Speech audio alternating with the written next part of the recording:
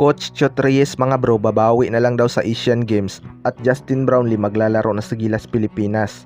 Yan mga bro, pagkatapos mong ilike ang ating video, mag-subscribe na rin kung bago ka pa lang sa ating channel at i-click ang notification bell para lagi kang updated sa ating mga sports balita.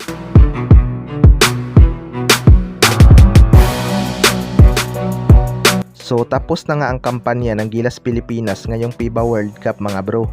Na-sweep nga ang ating national team matapos silang tambakan ng Italy sa kanilang naging huling laban. Matapos ngang talunin ng Dominican Republic ang Angola, nagkaroon pa nga ng chance itong Gilas Pilipinas na makapasok sa second round. Pero grabe nga ang ginawang bounce back ng Italy kontra sa Gilas Pilipinas. Nagpaulan nga ng tres itong Italy upang ibaon ang ating national team at mag-advance sila sa second round. Sayang lang talaga at walang kumpiyansa ang mga locals natin dahil kay Clarkson nga nakasentro ang opinsa ng Gilas Pilipinas.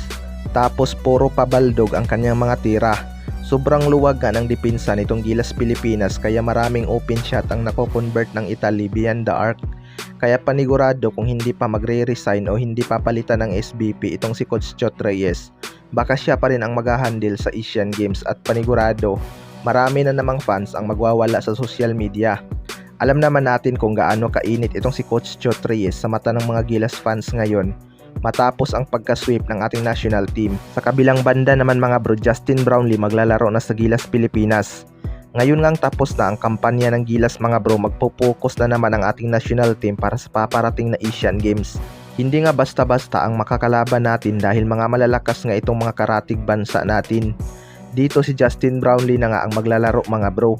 Sana lang ay magkakaroon tayo ng bagong coach. Dahil yung sinabi noon ni Coach Chot Reyes na hindi natin kailangan ng foreign coach tulad ni Coach Tim Con at Coach Tab Baldwin, mukhang itong si Coach Chot Reyes nga ang hindi natin kailangan ng Gilas Pilipinas. Sina Coach Tab at Coach Tim Con nga mga bro, kahit walang Jordan Clarkson, kaya nga nilang dumikit sa mga malalakas na team. Example na lang din natin noon ang paghawak ni Coach Tab Baldwin kung saan nakadikit nga tayo sa Serbia. Kaya marami na ngang excited na makita itong si Justin Brownlee ngayong Asian Games dahil tapos na nga ang pangarap ng Gilas makapasok ng Olympic. Sayang lang talaga at hindi naman ganun katambak ang mga naging laban ng Gilas Pilipinas. Partida pa yan mga bro, walang nakadesign na play at bara-bara na opinsa lang yan. Kung si Coach Tim Con o Coach Tab Baldwin ang nakahawak ng kupunan na yan, baka nakakuha pa tayo ng panalo. Wala namang problema kahit may JC, basta wag lang sana puro isolation play sa kanya. Kulang din tayo ng legit shooter tulad ni na Jordan Hiding at Mateo Wright. Kayo mga bro, ano masasabi nyo tungkol dito?